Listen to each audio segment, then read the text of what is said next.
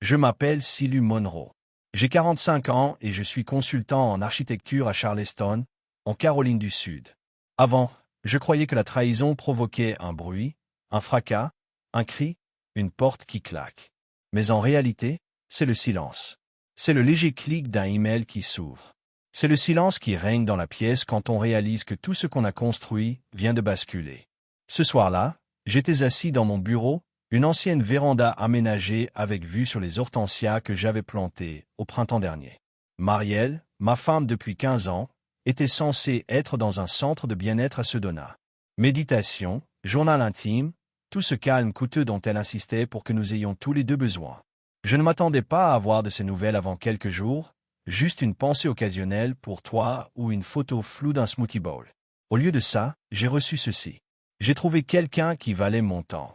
J'ai transféré ton héritage sur mon compte personnel. C'est mieux comme ça. J'ai regardé le message en clignant, lentement des yeux. Puis j'ai remarqué la photo en pièce jointe. Mes doigts tremblaient légèrement lorsque j'ai cliqué pour l'ouvrir. Elle était là, Marielle, sur un balcon stucco baigné par la lumière du soir, riant avec un homme que je ne reconnaissais pas. Ses bras étaient autour de sa taille, les siens emmêlés derrière son cou, tous deux tenant des verres de vin comme s'ils voulaient juste quelque chose. La composition était si parfaite qu'elle semblait presque mise en scène, comme une brochure publicitaire, comme une trahison en tenue d'or. Je n'ai rien dit, je n'ai pas crié. Je n'ai même pas relu le message. Je suis resté assise là. Je suis resté immobile sur l'écran tandis que le vent agitait les branches de notre cornouiller devant la fenêtre. Les hortensias se balançaient comme s'ils s'en fichaient, car ils s'en fichaient. Parce que le monde ne s'arrête pas juste parce qu'on se rend compte qu'on a été éventré. Cet héritage n'était pas que de l'argent. C'était le dernier vestige de mon oncle Clive, l'homme qui m'a recueilli après qu'un conducteur ivre a renversé la berline de mes parents du pont de l'I-26. Clive m'a appris les angles, les arches et le silence du deuil. À sa mort, il m'a laissé une confiance. Pas énorme, mais suffisante pour me donner la liberté de me consacrer à des projets qui me comblaient, et pas seulement me rémunéraient. Marielle l'avait toujours su. Et maintenant, elle pensait me l'avoir volé. J'ai relu ces mots. C'est mieux ainsi, comme si elle me rendait service, comme si m'effacer de l'équation de ma propre vie était une sorte de charité. J'ai écrit 6 mots en réponse. Merci de me l'avoir fait savoir. Puis j'ai fermé l'ordinateur portable. Je me suis levé, je suis allé à la cuisine et je me suis servi un verre d'eau. Ni bourbon, ni scotch, rien de spectaculaire, juste de l'eau fraîche du pichet du réfrigérateur. Je l'ai bu lentement. Le réfrigérateur ronronnait à côté de moi, et le sol craquait sous mon poids, ce grincement familier et apaisant. J'ai posé le verre, je l'ai rincé et je suis monté me coucher. J'ai bien dormi. Étrange, non? Mais si. Peut-être parce que je le savais déjà. Pas consciemment, pas d'une manière qui forgeait des phrases ou une stratégie. Mais j'avais senti le changement des mois auparavant. Sa distance, son timing, son intérêt soudain pour les détails de la succession de Clive, alors qu'elle ne s'en souciait pas auparavant. Elle n'était pas simplement tombée amoureuse. Elle avait réaffecté les fonds comme si elle transférait des fonds d'un compte à un autre. Mais ce qu'elle ignorait, ce qu'elle ne pouvait pas savoir, c'est que j'avais déjà déplacé les véritables pièces bien avant qu'elle n'envoie sa petite dague numérique. 3 mois plus tôt, mon conseiller financier, Noël Tuck, avait signalé plusieurs tentatives d'accès infructueuses au Clive Trust. Il m'a appelé par téléphone, mais fermement, et m'a dit « Silu, quelqu'un essaie d'entrer. Ils ont ton numéro de sécurité sociale, ta date de naissance, mais ils ne connaissent pas les réponses aux questions de sécurité. Tu veux que j'enregistre l'EPS? » Oui, j'ai dit de tout enregistrer. Ne verrouille pas le compte. Assure-toi juste de voir chaque mouvement. Je ne l'ai pas confronté sur le coup. Je n'ai pas déclenché de guerre. J'ai juste bougé silencieusement, tel un architecte ajustant des poutres de fondation pendant que le reste de la maison continuait à vivre dessus. J'ai appelé Irene Godwin, l'ancienne avocate de Clive, une femme aux ongles de diamant et à la colonne vertébrale en acier trompé. Je lui ai dit que j'avais besoin que les notifications de verrouillage de la fiducie soient activées pour chaque accès et que je voulais ouvrir un dossier contenant toutes ces questions. Tout ce que j'avais dit. Je me souviens avoir raccroché et être sorti dans le jardin. Le soleil était bas et l'arroseur accrochait la lumière comme une boule à facettes pour les abeilles. Marielle était au téléphone sur la véranda, probablement avec lui, même si je l'ignorais encore. J'ai observé sa silhouette. Elle a ri, pas ce rire discret qu'elle me lançait ces derniers temps. Un vrai rire, une joie profonde que je n'avais plus entendue d'elle depuis peut-être la mort de Clive. Peut-être.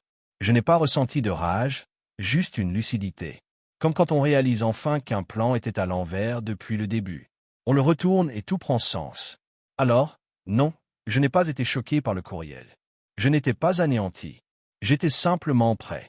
Comme si la dernière pièce de la trahison s'était enfin mise en place.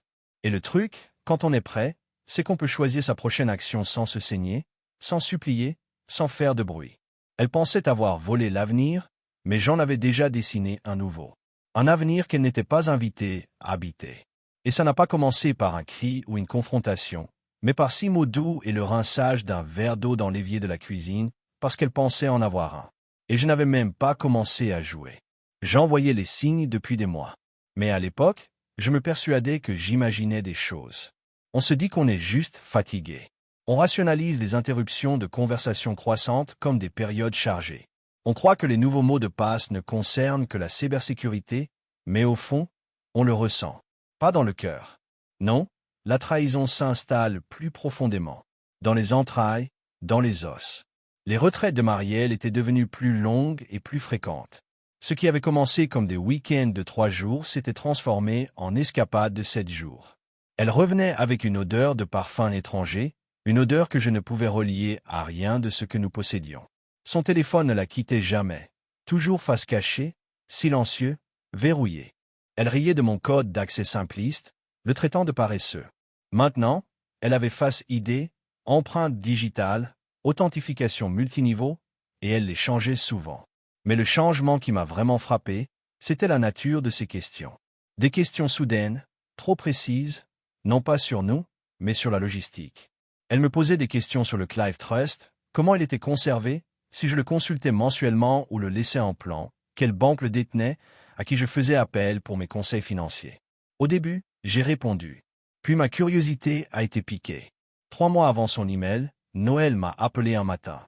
Je me promenais sur le chantier d'une restauration historique du centre-ville lorsque j'ai entendu le bus. « Salut, ça va vous paraître étrange, a-t-il dit. Mais nous avons eu quelques tentatives de connexion infructueuses à votre portail de confiance. Quelqu'un a votre numéro de téléphone, votre date de naissance, votre adresse, mais il échoue aux questions de sécurité. Vous voulez que j'approfondisse? S'il vous plaît, ai-je dit, sentant déjà le sol se dérober sous mes pieds. Une semaine plus tard, il m'a envoyé le premier rapport. Les adresses IP pointaient vers notre domicile, puis vers un lieu à Bluffton, puis vers un hôtel-boutique à Sedona. Noël avait tracé des schémas, des horodatage. Tout correspondait parfaitement aux retraites de Marielle. Elle utilisait mes informations personnelles pour tenter de percer l'héritage de Clive. Je ne lui ai pas adressé la parole, pas un mot. J'ai souri au petit déjeuner, je l'ai embrassé sur la joue en partant. J'ai préparé du café et plié du linge comme si tout allait bien. Mais intérieurement, je cataloguais tout. J'ai appelé Irene Godwin. « Tu te souviens du trust de mon oncle ?» ai-je demandé. « Bien sûr. J'ai rédigé les protections moi-même. Qu'est-ce qui ne va pas? Je dois renforcer la sécurité et j'ai besoin d'une trace écrite. »« Tu t'attends à une guerre ?» a-t-elle dit. « Non, j'ai dit que je construisais une défense. » En 2 jours, Irene avait commencé un classeur. Elle m'a orienté vers un analyste en cybercriminalité qui a reproduit les verrous d'accès du trust. Chaque tentative de connexion infructueuse enverrait désormais un signalement à ma messagerie et à la sienne. Nous avons sécurisé la confiance grâce à une authentification à 2 facteurs, ajouté des protections biométriques et une phrase de passe de secours que moi seul connaissais. Noël a surveillé l'activité financière avec acharnement, et j'ai commencé à tenir mon propre journal, au cas où. Marielle a commencé à jouer les siennes. Elle a demandé de l'aide pour organiser nos actifs. Un soir, j'ai fait l'idiot et lui et dit que c'était déjà réglé. Elle a plaisanté sur le fait que les femmes étaient plus douées avec les chiffres et que tout n'était que des chiffres sur un écran. Non, je me souviens avoir souri et avoir répondu « Bien sûr ». Puis je suis allé dans le bureau et j'ai commencé à scanner des reçus. Elle m'a sous-estimé. Marielle m'avait toujours vu comme quelqu'un de calme, prévisible, peut-être même ennuyeux. Elle ne réalisait pas que les architectes ne se contentent pas de rêver de bâtiments. Nous analysons, nous préparons, nous concevons pour les contraintes, les pannes et les incendies. Et quand les fondations commencent à se fissurer, nous ne paniquons pas. Nous calculons. Et plus je calculais, plus je réalisais qu'il ne s'agissait pas d'amour. Ce n'était même pas de tromperie. C'était une question d'influence. Marielle avait compris que j'étais son filet de sécurité. Et elle ne voulait plus de sécurité. Elle voulait le filet. Tout.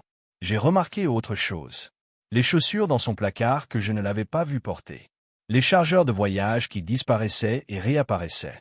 Son navigateur de messagerie s'actualisait puis se vidait constamment. Je l'ai surprise une fois à rôder près de mon ordinateur portable après que j'ai quitté la pièce à l'improviste.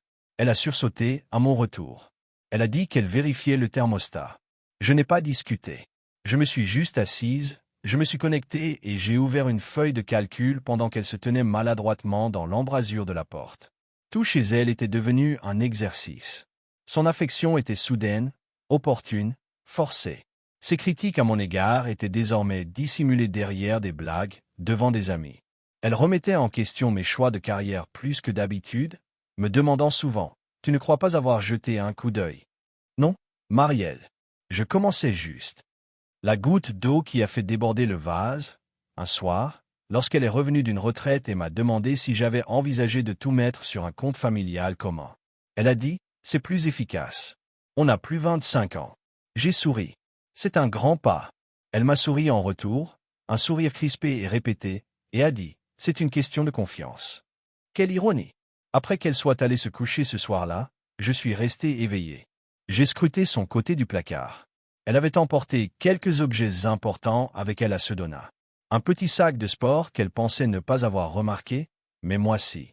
J'ai compté les chaussures. J'ai noté le contenu de son tiroir à maquillage. J'ai pris des photos, non par paranoïa, mais par préparation. Je savais que ce n'était pas une affaire à laquelle je faisais face. C'était une opération. Je n'avais pas besoin de vengeance. J'avais besoin de clarté, de documents, de preuves. Pour que, quand la tempête éclaterait, et elle éclaterait, je ne sois pas surpris en train de me démener. Je serais assis, calme, en direct de derrière, dans la lumière bleue de la vérité. Le lendemain, j'ai rappelé Noël. De nouveau, ai-je demandé. Elle a réessayé. Cette fois depuis un navigateur privé. Échec. Même fausse réponse. Elle insiste. Laisse-la tranquille, dis-je. J'avais déjà l'échiquier, les pièces, la reine, le roi. Elle ne faisait que déplacer des pions, croyant jouer aux échecs, mais je l'observais déjà depuis le niveau supérieur. Plan dessiné, piège tendu, et elle ignorait totalement que le sol allait s'effondrer sous ses talons. Le matin où Marielle partit pour sa prétendue retraite, l'air extérieur semblait trop immobile. L'humidité de Charleston s'accrochait à tout comme un avertissement, épaisse et immobile. Je l'aidai quand même à porter ses bagages. 3 bagages coûteux, tous plus récents que tout ce que je me souvenais de nos achats. Elle portait du lin blanc, une douce écharpe bleue, et se tenait comme une femme entrant dans son deuxième acte. Je souris, l'embrassai sur la joue, lui dis de prendre tout son temps. Elle me serra contre elle, mais son étreinte était creuse. Ses bras effleurèrent à peine mon dos. Son parfum était à nouveau différent, plus floral, plus étrange.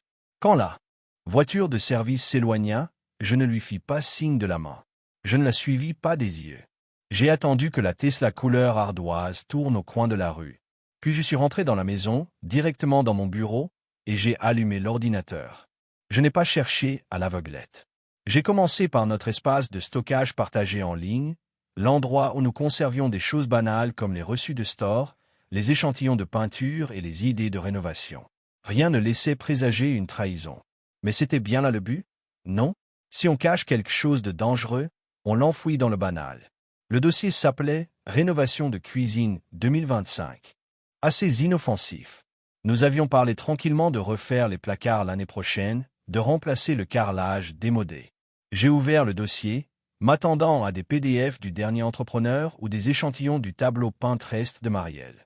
Au lieu de cela, j'ai trouvé 32 fichiers, principalement des feuilles de calcul, quelques PDF, quelques documents Word sans mise en forme.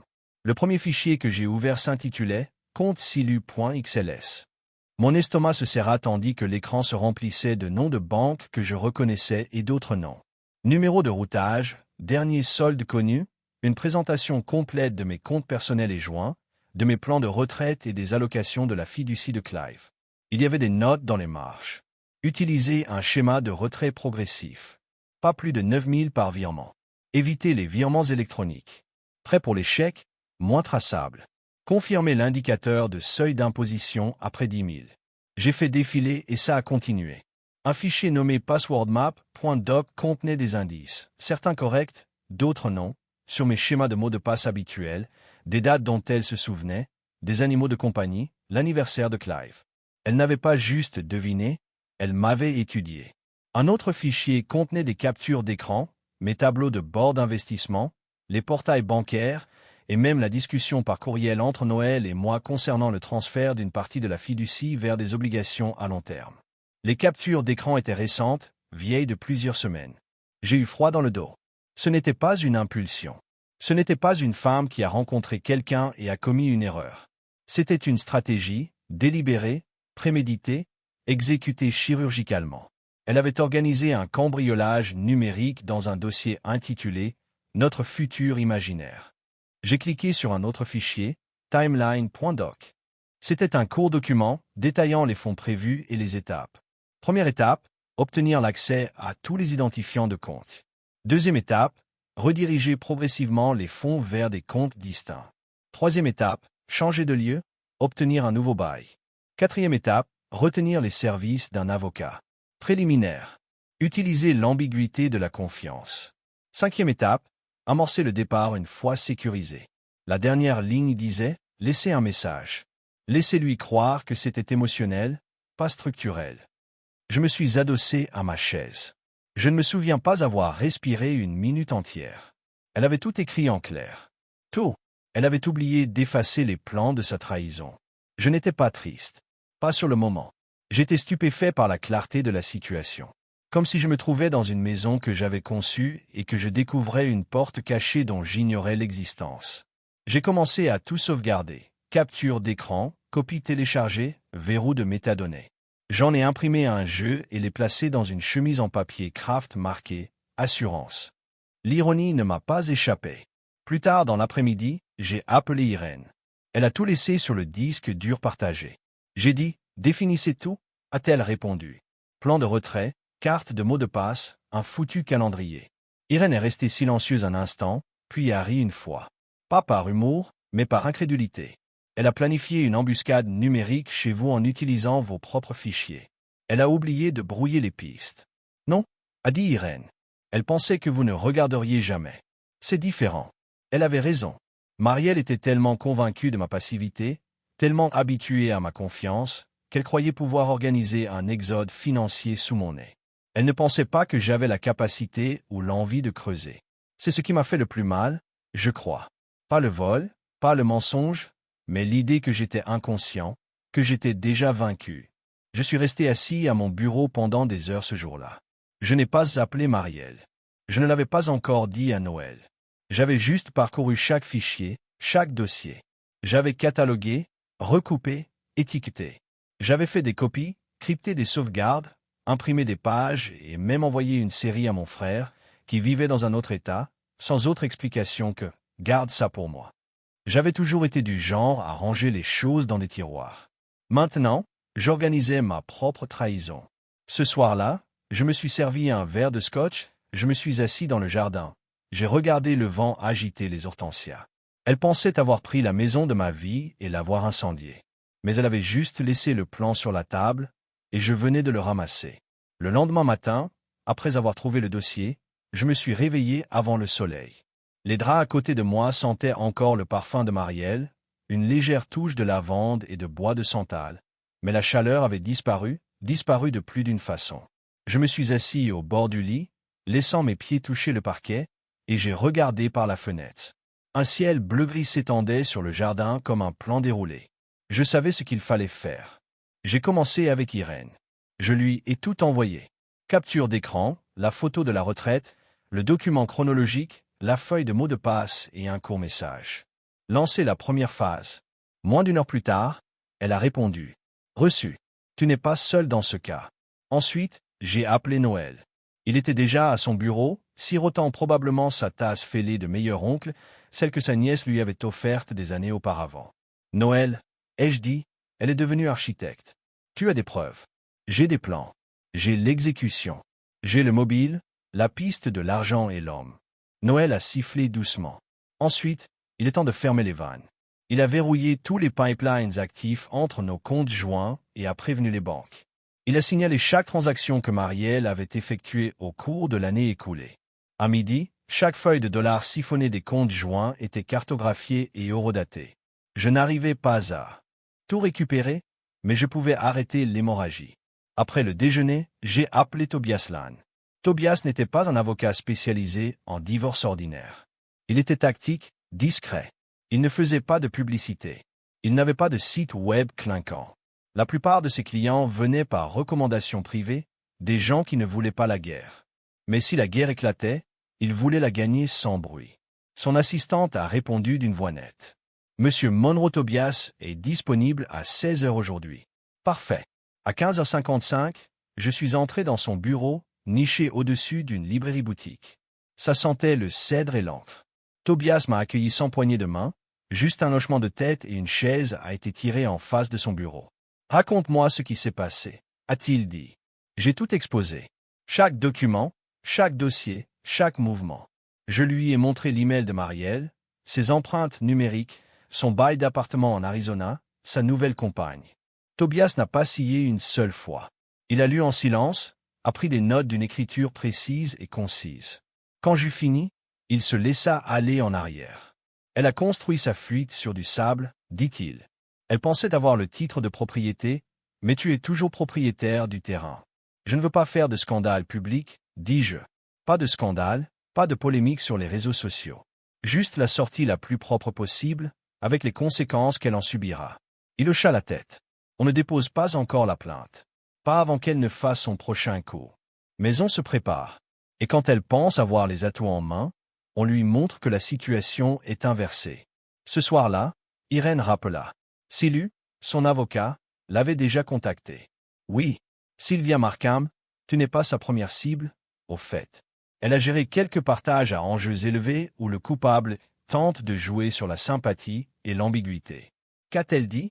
Elle a demandé si Marielle avait droit à l'héritage. Quand je lui ai demandé si elle avait des documents pour le prouver, Marielle a apparemment raccroché en plein appel. J'ai ri doucement. Elle pensait que l'amour était une preuve. L'amour est un sentiment, pas une signature, répondit Irène. J'ai raccroché et me suis tenu près de la fenêtre, le regard fixé sur la rue. La maison en face de la mienne était éclairée par la lumière du porche. Un enfant descendait le trottoir à vélo, son rire s'écoulant comme un ruban. La vie continuait. Et la mienne, elle n'était pas finie. On la lisait simplement. À 21h13, j'ai reçu un texto de Marielle. Il faut qu'on se parle. Je l'ai regardé longuement. Puis j'ai tapé. Quand tu auras un nouveau conseiller, on le fera. Sans attendre de réponse, je suis allé au bar à alcool. J'ai ouvert le scotch anniversaire que je gardais pour notre prochaine grande étape. J'en ai versé un, bien frais, grillé, à la prévoyance d'oncle Clé. Puis je me suis assis sur le porche, et j'ai laissé le silence m'envahir. Ce n'était pas la colère qui m'envahissait. C'était la détermination. Celle qui ne crie pas. Celle qui construit pierre par pierre. Les chiffres n'étaient plus que des chiffres. Noël avait appelé tôt ce matin-là. Sa voix plus basse que d'habitude. Le genre de voix qui dit la vérité enfin ouverte. Silu, dit-il, on a trouvé quelque chose. Je me tenais au milieu de ma cuisine, les tartines refroidissant dans l'assiette, le café oublié. Dis-moi. Au début, elle a vidé le compte joint discrètement. Des sommes rondes, gérables. Mais il y a eu un changement il y a 2 semaines. Elle a retiré 41 000 $ d'un seul coup. Je n'ai rien dit tout de suite. J'ai juste laissé le silence lui répondre. 41 000 $. Ce n'était pas une retraite bien-être.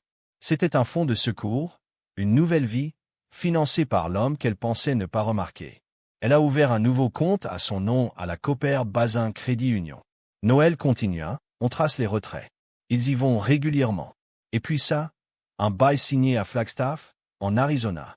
Un appartement, une résidence de luxe, une chambre, une cuisine équipée, vue sur les falaises rouges. Payé 3 mois d'avance, avec ton argent. Flagstaff. Je ne l'avais même jamais entendu en parler. On n'y était jamais allé. Elle n'avait pas d'amis là-bas. Pas de famille. Juste cet homme sur la photo. Ce récif. Le nom n'avait pas d'importance jusqu'à présent. Soudain, ça a tout changé. Elle a déménagé. J'ai dit à voix haute. Elle se construit une seconde vie, Silu. et elle se sert de toi pour la financer. J'ai raccroché. Pas d'au revoir. Non merci. Je n'avais besoin ni de l'un ni de l'autre. Cet après-midi-là, je suis allé chez notre voisin, Jerry Knox. Jerry habitait à côté depuis avant notre arrivée. Un professeur semi-retraité au regard perçant, qui arrosait sa pelouse comme si c'était un rituel sacré. Il a ouvert la porte, vêtu d'un sweat à capuche de Clemson et tenant un roman policier de poche. Roman. Salut Silu. Tout va bien? Il faut que je te montre une photo. J'ai sorti mon téléphone et ouvert l'image que Marielle avait jointe à son email. Elle sur le balcon avec l'homme. Couché de soleil sur le vin. Jerry s'est penché. Il a froncé les sourcils. Oui, je l'ai vu 2 fois. Il a déposé une fois.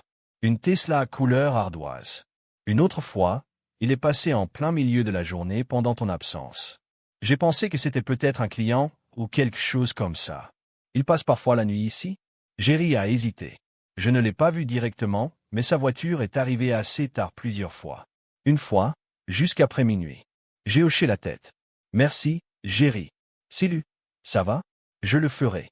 Je suis rentré chez moi et j'ai ouvert mon carnet. Celui que j'avais commencé le jour où j'ai appelé Irène. J'ai noté les mots de Jerry mot pour mot, horodaté, enregistré. Puis j'ai cherché dans les registres fonciers à Flagstaff. J'ai trouvé la résidence. J'ai examiné les informations du bail que Noël avait récupéré. Marielle l'avait signé sous son nom de jeune fille. Elle ne déménageait pas simplement, elle disparaissait. Ce soir-là, j'ai consulté l'agenda partagé que nous utilisions depuis des années. Anniversaire, rendez-vous, rappel de course. J'ai remarqué qu'elle avait ajouté une note 3 semaines plus tôt, qui disait simplement « Repos nourrissant, retraite Westwell, Westwell ». J'ai cherché sur Google et trouvé une page Instagram. Il était là, Rive Calder, tagué sur plusieurs photos.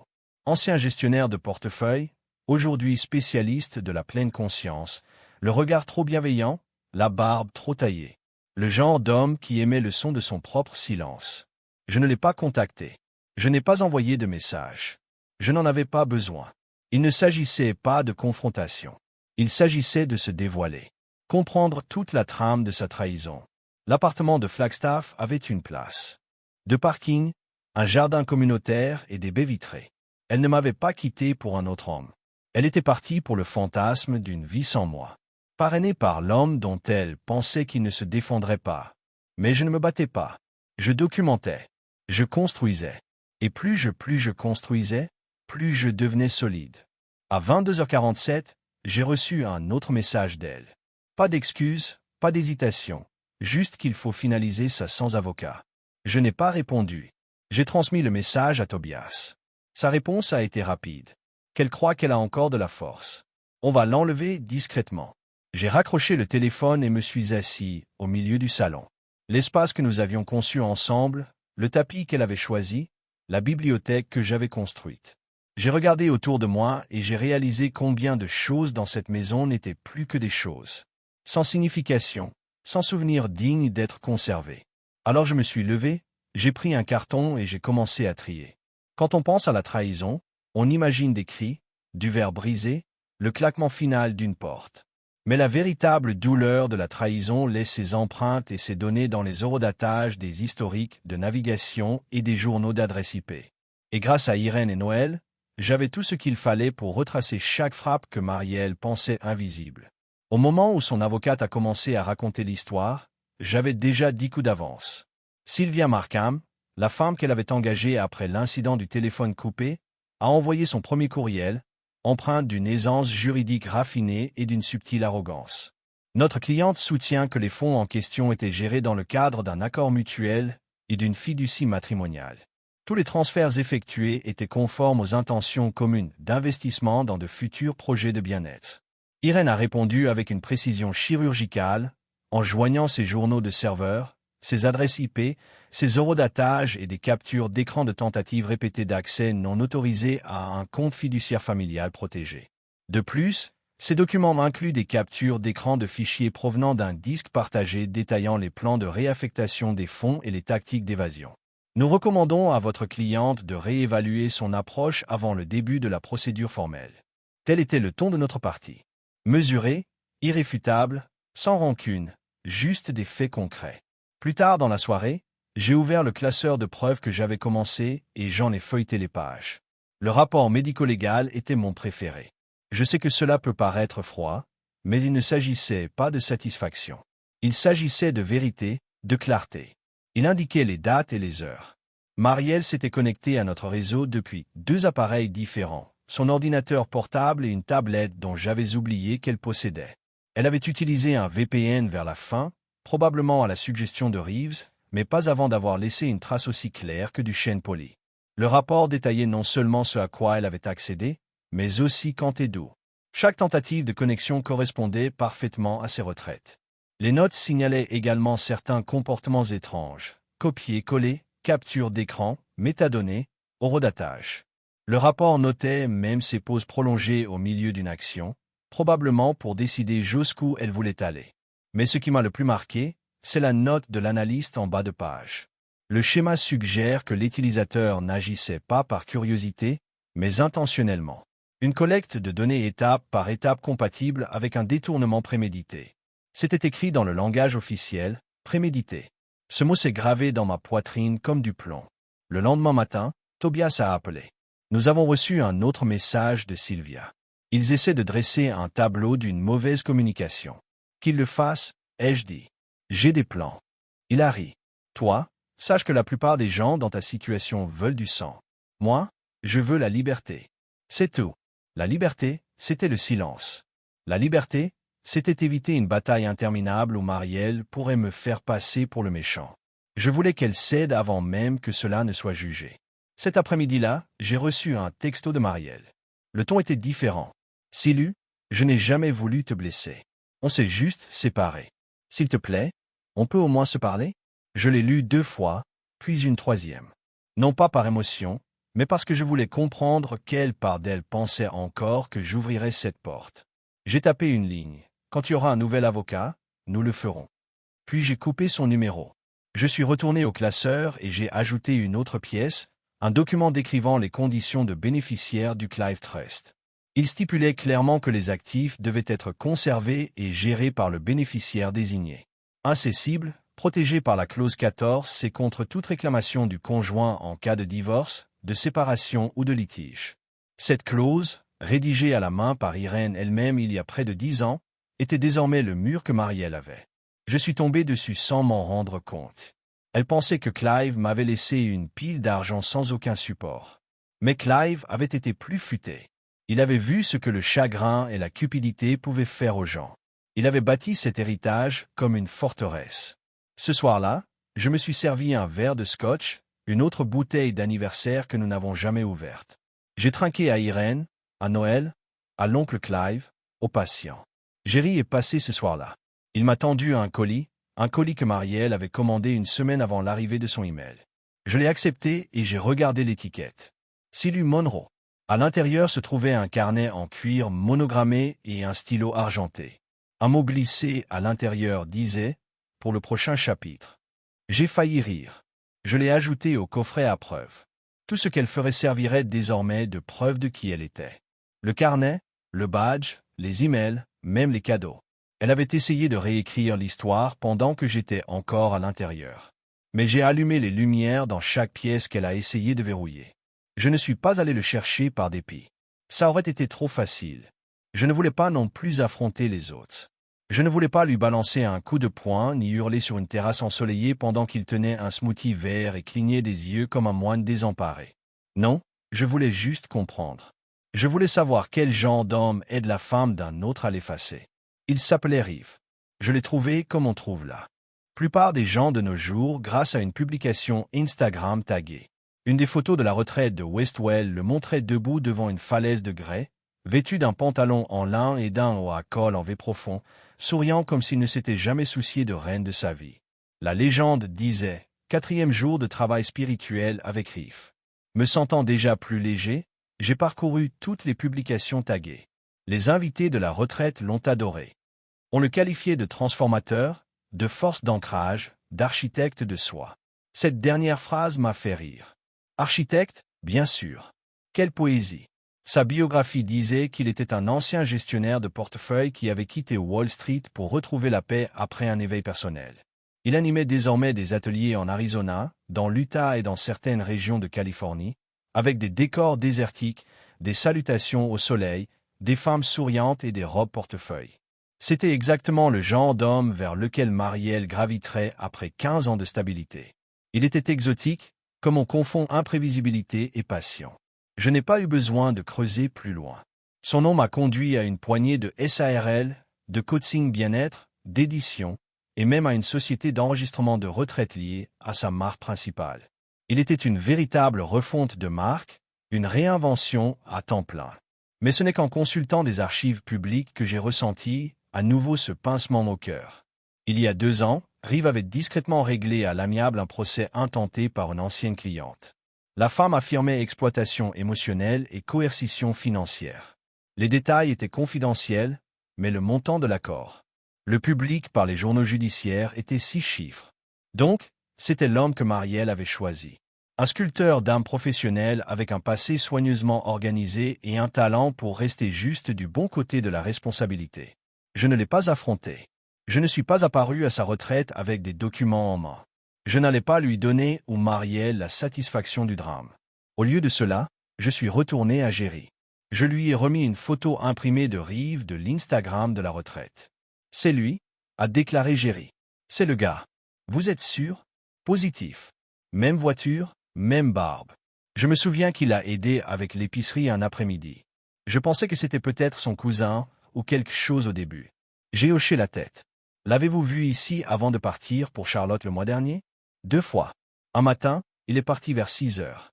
J'ai vu la voiture se retirer pendant que je marchais rue Fu. Qui l'a scellé? Pas seulement émotionnellement, logistiquement. Il était resté dans ma maison, dormi dans mon lit, utilisé ma salle de bain, bu de mes lunettes, tout tandis que Marielle j'ai joué une femme sur mon visage et un co-conspirateur derrière mon dos. J'ai tout écrit. Je l'ai ajouté au classeur. Cette nuit-là, Irene a appelé. Nous en avons assez maintenant, a-t-elle dit. Plus que suffisant. L'utilisons-nous? Non, a-t-elle répondu. Nous le préparons pour que s'ils poussent, nous ne repoussons pas. Nous leur montrons la falaise sur laquelle ils se tiennent déjà. Je me suis assis dans mon bureau après l'appel, la même pièce où j'avais ouvert son email il y a des semaines. J'ai regardé les murs, le plan encadré de mon premier projet solo. Les lignes, les angles, la symétrie. Les bâtiments n'ont pas menti. Ils n'ont pas triché, ni léger ou faire semblant. Ils se sont levés ou ils ne l'ont pas fait. Et quand ils ont craqué, vous les avez renforcés, soit vous vous éloignez avant de vous enterrer. Je pensais à nouveau à Rive, à quel point il a dû se sentir confiant à côté d'elle sur cette photo, croyant qu'il avait hérité d'une femme et de sa fortune dans un balayage rapide de charme et d'alignement du chakra. Mais ce qu'aucun d'eux ne comprenait, c'est le suivant: l'argent a des racines. L'héritage a une perte, et la trahison laisse toujours des résidus. J'ai versé un verre d'eau, je me suis assis à la table de la cuisine et j'ai ouvert le cahier en cuir qu'elle m'a envoyé par la poste. Pour votre prochain chapitre, la note à l'intérieur disait « L'ironie m'a fait sourire ». Donc, je me suis tourné vers la première page vide et j'ai écrit « Chapitre 1 ». Vous avez sous-estimé le mauvais homme. Ensuite, je l'ai fermé. Rêve n'était pas mon ennemi. Il était un symptôme. Le choix de Marielle. Un miroir réfléchissant exactement ce qu'elle voulait voir. Je ne le détestais pas. Je ne le faisais même pas. Je l'ai juste compris. Blueprint pour une nouvelle bibliothèque de conservation du centre-ville. Il change de ton. Cela ne m'a pas surpris. Au moment où Irene a envoyé le paquet de documentation complet la semaine dernière, je savais que nous aurions atteint un point de pression. Les journaux numériques, les captures d'écran, les transactions financières et les témoignages de voisins, tous empilés dans un classeur net étiqueté et contiennent. Nous n'avions rien servi. Nous n'avions pas menacé. Nous avons simplement précisé que nous étions prêts. Et maintenant, voici Ronin, envoyé pour empêcher la maison de brûler. J'ai rencontré Tobias à son bureau cet après-midi. Il sirotait déjà le café noir, le dossier ouvert sur son bureau. Leur proposition est une entrée douce, a-t-il dit. Il prétend que la confiance a été promise émotionnellement. Qu'elle croyait que cela faisait partie de son héritage conjugal. Promis émotionnellement. J'ai répété. Oui. Tobias m'a fait un demi-sourire. Speak juridique, elle a supposé. Elle a pris tort. Exactement. Nous n'avons pas riposté avec colère. Nous avons envoyé un comptoir. Marielle devait retourner la moitié du total retiré des comptes conjoints. 18 300 $0 sur toutes les transactions de drapeau. Je n'apporterai pas d'accusation criminelle. En retour, elle signerait un accord de non-divulgation, pas d'interview, pas de tout podcast, pas de références subtiles et de blogs d'auto-assistance. Elle perdrait également toute réclamation à mon entreprise ou à mes bénéfices futurs. Ce n'était pas de la cruauté. C'était un pare-feu. Tobias l'a résumé en une phrase alors qu'il glissait le document vers moi. Sortie propre, pas de sang, mais vous repartez avec la maison et votre nom intact. J'ai signé. La réponse de Ronan est arrivée dans l'heure. Il a secoué. Tobias a dit, nous avons demandé si nous avions vraiment des preuves de sa planification des retraits tout en étant sous votre toit. Nous le faisons, dis-je. Et vous n'êtes pas d'accord sans salle d'audience? Je ne suis pas là pour gagner une scène. Je suis ici pour récupérer ma vie. C'était étrange la façon dont l'effondrement est venu. Pas avec du bruit, pas avec des cris, mais avec un brouillage calme et désespéré. Il le voulait rapidement. Il pensait peut-être que s'il cédait assez vite, j'oublierais la profondeur de ce qu'elle avait fait. Mais je n'oublierai pas. Je me lèverai simplement. La NDA a été finalisée. Ses conditions de remboursement ont été convenues. Un chèque certifié dans les 10 jours ouvrables. Le bail sur l'appartement Flagstaff resterait le sien. La Tesla enregistrée sous Shadow LLC liée aux affaires de Reeves n'était plus ma préoccupation. Et la clause finale était la mienne. Elle ne pouvait plus jamais me contacter directement. Si elle avait quelque chose à dire, cela passerait par Tobias. Irene a envoyé le paquet de l'accord final un vendredi. Ronan a répondu lundi. Mon client accepte les termes et c'était tout. Pas de larmes, pas d'excuses, pas de réunion, juste une fin calme pour une trahison soigneusement orchestrée. J'ai passé les prochains jours à emballer les coins de la maison. J'ai trouvé une vieille photo de nous depuis nos débuts. Marielle dans un pull surdimensionné. Moi en tenant une tasse en céramique qu'elle avait accidentellement brisée mais collée ensemble comme si c'était de l'art. Nous sourions comme deux personnes qui croyaient à jamais. Je ne l'ai pas jetée. Je l'ai juste glissée dans une enveloppe de manille étiquetée et je l'ai déposée parce que je n'étais plus en guerre. Je reconstruisais. Chaque nuit cette semaine, j'ai sorti une seule boîte de la maison. Petit à petit, comme atténuer une structure sur un sol stable. Mon nouveau studio du centre-ville serait prêt dans 2 semaines. Jusque-là, je vivais déjà ailleurs. Mentalement, émotionnellement, la maison n'était plus une maison. C'était un monument. Quand je n'avais pas besoin d'adorer, Ronan a essayé d'ajouter une clause finale. Il a suggéré une déclaration reconnaissant qu'aucune méchanceté n'était prévue. Tobias a renvoyé une seule phrase. Les intentions ne sont pas les mêmes que les actions. Ils ont laissé tomber la clause, et lorsque le chèque est arrivé certifié, propre et exact, je l'ai déposé sans cérémonie, juste une autre page dans le plan. Un autre poids levé. Plus tard dans la soirée, j'ai ouvert ma boîte de réception. Un message n'était pas lu d'Irene. Aucune ligne d'objet, juste une copie numérisée d'un amendement à la main, Clive avait déposé 2 ans avant son décès. Dans ce document, il avait ajouté une clause simple. Si Silas est jamais trahi ou légalement ciblé par son conjoint, cette confiance est de le protéger pleinement. Pas de concours. Je l'ai regardé. Le vieil homme ne connaissait pas Mario, pas spécifiquement, mais sur les gens, sur le monde. J'ai soulevé mon verre. À toi, Clive, j'ai dit dans le silence. Vous aviez prévu une tempête que je n'ai jamais vue venir. Et maintenant que la tempête était passée, je n'ai pas été trompé. J'étais propre. Nous nous sommes rencontrés dans un cabinet d'avocats au centre-ville, du genre avec des portes en verre givré et des couloirs tranquilles chuchotés. Le genre d'endroit où les histoires ne font pas écho, où les fins sont ancrées au lieu de crier. Je suis arrivé 10 minutes plus tôt. Tobias était déjà assis, traversant les impressions finales une dernière fois. Sa posture se détendit, mais les yeux alertes. « Elle sera bientôt là », a-t-il dit. « Vous n'avez rien à dire. Signez, collectez et marchez. » J'ai hoché la tête. La salle dans laquelle nous étions placés ressemblait à une salle de conférence, déguisée pour une exécution polie. Longue table de noyer, coussinet juridique à chaque siège, 2 bouteilles d'eau en verre au centre, comme une offre de paix. La lumière du soleil a filtré à travers les stores, tout en rayant en or pâle. Puis la porte s'est ouverte. Marielle est entrée, flanquée de Ronan. Elle portait du noir, de bon goût, tranchant, pas le matin noir, le pouvoir noir. Ses cheveux étaient plus foncés que je ne me souvenais, maintenant, et pinçaient droit. Elle l'avait toujours recroquevillé pour moi. Son visage était plus mince, ou peut-être juste tendu, comme quelqu'un qui essayait de ne pas être fatigué devant quelqu'un qu'ils aimaient autrefois. Elle s'est assise en face de moi sans un mot. Ronan a fait un petit signe de tête, a produit les documents et a commencé à les disposer. Tobias est resté silencieux en pierre, laissant le papier parler. Le classeur était ouvert, les termes examinés à nouveau. Pas de litige, pas de ligne rouge, juste la gravité de l'encre en attente de l'intention. Marielle a d'abord pris le stylo. Elle a traversé les pages délibérément, plus lente que nécessaire, comme si elle espérait que quelque chose sortirait du papier et changerait tout. Mais rien ne l'a fait. Elle a signé. Chaque nom qu'elle a griffonné semblait prendre un peu plus de souffle de ses poumons, mais elle ne s'est pas arrêtée. Pas avant qu'elle n'atteigne la dernière ligne. Puis elle posa le stylo, leva les yeux et pour la première fois depuis que Sedona a rencontré mes yeux. Il n'y avait aucune excuse dans son regard, mais pas de défi non plus. Juste un long look altéré comme si nous étions aux extrémités opposées d'un pont. Aucun de nous ne voulait se reproduire. J'ai pris le panneau du stylo nécessaire. Pas d'hésitation, pas de tremblement, juste de la clarté. Puis je glissai une enveloppe à travers la table vers elle. Elle a regardé comme si c'était une sorte de piège. « Qu'est-ce que c'est » demanda-t-elle tranquillement. « Les codes d'alarme » ai-je dit. « Mot de passe Wi-Fi, question de sécurité que vous devrez réinitialiser.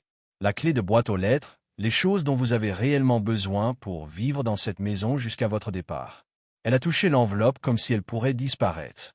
Puis acquiesça lentement. Je l'ai vue. Ensuite, la prise de conscience qu'il ne s'agissait pas de la punition. Il ne s'agissait même pas de la justice. C'était une question de fermeture. Et j'avais pris tout le chaos qu'elle a essayé de déclencher et l'avais plié en silence. Il ne s'agissait jamais de l'argent, ai-je dit. Elle cligna des yeux.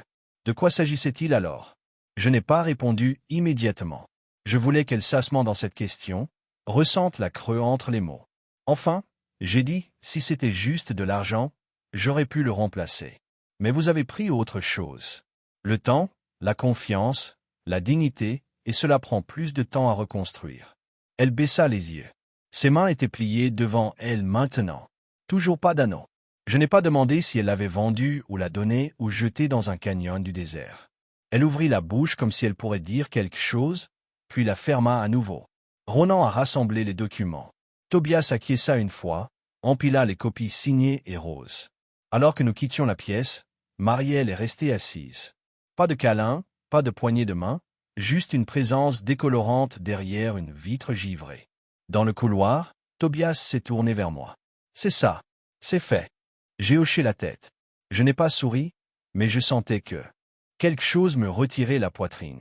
Pas de soulagement, pas de joie, juste de la légèreté.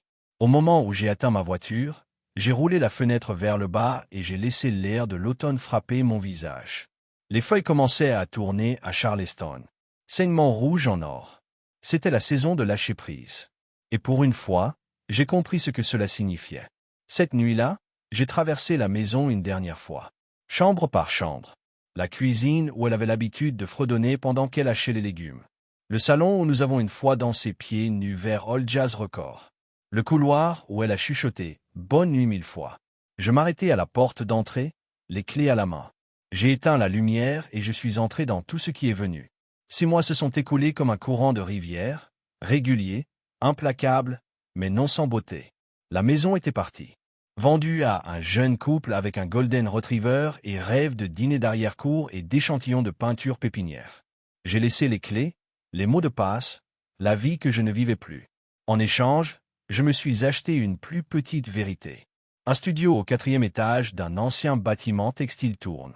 Briques exposées, plancher de cracky wood, grande fenêtre qui accueille la lumière du matin comme un vieil ami. Pas grand, mais paisible. Juste assez. La plupart de l'héritage de Clive est resté verrouillé en place, mais une portion. Je l'ai réutilisé. Irene avait dit une fois que l'héritage est le plus puissant lorsqu'il survit à l'émotion. J'ai donc suivi ses conseils et créé quelque chose de réel. The Clive Monroe Design Fellowship, une bourse pour les jeunes étudiants en architecture qui avaient perdu un parent ou un tuteur qui connaissait un chagrin comme des plans, pas de symétrie. Le premier récipiendaire était un enfant de 16 ans de Mont, Géorgie. Son nom était Amara Dorsey. Son essai était de 5 pages, manuscrit. Elle a raconté l'histoire de perdre ses 2 grands-parents, ses seuls gardiens, à un incendie. Elle a écrit sur la façon dont elle a fait le tour de la maison brûlée pendant des semaines après, esquissant ce qui était là, puis la repensant comme quelque chose de plus fort. Elle a écrit « Le deuil m'a fait remarquer la structure. J'ai lu cette ligne 3 fois. Clive aurait pleuré. Je me suis envolé pour la rencontrer tranquillement sans communiqué de presse ni fanfare. Elle s'est assise en face de moi dans une cabine de cafétéria dans son école, un carnet de croquis dans une main, un sourire timide sur son visage. « Vous avez construit quelque chose de cendre ?» je lui ai dit. « Non », elle a dit que je ne voulais tout simplement pas oublier où tout se tenait. Je lui ai laissé un chèque, une liste de programmes accrédités qu'elle pourrait maintenant considérer, et une promesse plus viendra. Tu es la première brique. Je suis retourné dans le silence, les fenêtres vers le bas, l'esprit clair. Le monde avait l'air différent lorsque vous n'essayiez pas de donner un sens au chaos de quelqu'un d'autre. Il avait à nouveau des angles, des lignes nettes, propres et significatives. Un soir fin octobre, je suis rentré à la maison pour trouver une enveloppe simple dans ma boîte aux lettres. Pas d'adresse de retour, pas de timbre, juste mon nom en écriture serrée. À l'intérieur était un chèque. 89 275 $. Aucune note, aucune signature, juste une ligne imbattable comme une réflexion après coup. C'est le reste de ce que je devais. Pas seulement l'argent. Je l'ai regardé pendant longtemps. Je ne ressentais pas de colère. Je ne ressentais pas non plus le pardon. Juste la reconnaissance. C'était suffisant. Je l'ai déposé le lendemain et j'ai appelé le conseil des bourses. Après-midi en esquissant sur le balcon. Donnez-moi 15. Besoin de changer. Parfois, la meilleure vengeance n'est pas trouvée dans la fureur. Il se trouve dans la fondation. En rétablissement silencieux, en construisant ce qu'il pensait avoir détruit, j'ai zippé ma veste, verrouillé la porte derrière moi et je suis sorti dans la nuit fraîche. Les réverbères font sauter quelque part dans le bloc. Quelqu'un a ri et j'ai souri au monde qui ne s'est pas arrêté parce que 6 mois se sont écoulés comme un courant de la rivière, régulier, implacable, mais non sans beauté. La maison avait disparu, vendue à un jeune couple avec un golden retriever et rêve de dîner d'arrière-cour et d'échantillons de peinture pépinière. J'ai laissé les clés, les mots de passe, la vie que je ne vivais plus. En échange, je me suis acheté une plus petite vérité, un studio au 4e étage d'un ancien bâtiment textile. Tourner les lofts, briques exposées, plancher de bois grincheux, grandes fenêtres qui accueillent la lumière du matin comme un vieil ami. Pas grand, mais paisible, juste assez. La plupart de l'héritage de Clive est resté enfermé en place. Mais une partie, je l'ai réutilisée. Irene avait dit une fois que l'héritage est le plus puissant lorsqu'il décrit l'émotion. J'ai donc suivi ses conseils et créé quelque chose de réel. The Clive Monroe Design Fellowship, une bourse pour les jeunes étudiants en architecture qui avaient perdu un parent ou un tuteur qui connaissait un chagrin comme des plans. Pas de symétrie. Le premier récipiendaire était un enfant de 16 ans de Mont, Géorgie. Son nom était Amara Dorsey. Son essai était de 5 pages, manuscrit. Elle a raconté l'histoire de perdre ses 2 grands-parents, ses seuls gardiens, à un incendie. Elle a écrit sur la façon dont elle a fait le tour de la maison Byrne pendant des semaines après, esquissant ce qui était là, puis la repensant comme quelque chose de plus fort. Elle a écrit « Le chagrin m'a fait remarquer la structure. J'ai lu cette ligne 3 fois. Clive aurait pleuré. Je me suis envolé pour la rencontrer tranquillement sans communiqué de presse ni fanfare. Elle s'est assise en face de moi dans un stand de cafétéria dans son école, un carnet de croquis dans une main, un sourire timide sur son visage. « Vous avez construit quelque chose à partir de cendres ?» je lui ai dit. « Non » a-t-elle dit. « Promets plus de la brique que vous promenez. » Signature, juste une ligne imbattable comme une réflexion après coup. Le reste est de ce que je devais. Pas seulement l'argent. Je l'ai regardé pendant longtemps. Je ne ressentais pas de colère. Je ne ressentais pas non plus le pardon. Juste la reconnaissance. C'était suffisant. Je l'ai déposé le lendemain et j'ai appelé le conseil des bourses. Lors d'un deuxième bénéficiaire, je leur ai dit, cette année, ce week-end, j'ai visité la rivière de Clive, comme nous l'appelions, bien qu'elle n'appartienne à personne. Juste un long enroulement coupé à travers la campagne à l'extérieur de Charleston où nous avions l'habitude de pêcher et de m'asseoir en silence. Un monde qui n'a jamais demandé la permission de bouger. C'est peut-être plus humble, mais c'est à vous. Cette nuit-là, j'ai reçu un texte de Noël. Vous veniez toujours dîner?